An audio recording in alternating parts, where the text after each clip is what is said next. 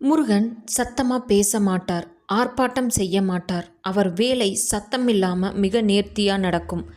நீ வேண்டியது கிடைக்கப் போகும்போது ஏன் எனக்கு மட்டும் இந்த தாமதம்? நீ கலங்கலாம்.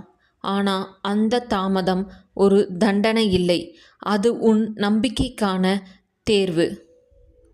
நீ காத்திருக்கிற ஒவ்வொரு நொடியும் உனக்குள்ளே ஒரு இரும்பு போன்ற உறுதியை அவர் உருவாக்குகிறார். வெளி உலகம் உன்னை தோற்றுவிட்டதாக நினைக்கும் போது உள்ளே உன்னை அவர் ஒரு மாபெரும் வெற்றிக்கு தயார் செஞ்சுக்கிட்டு இருப்பார். கடல் அலைகளுக்கு நடுவில் இருக்கிற அமைதி மாதிரி உன் போராட்டங்களுக்கு நடுவில் அவர் ஒரு அற்புதத்தை செய்வார்.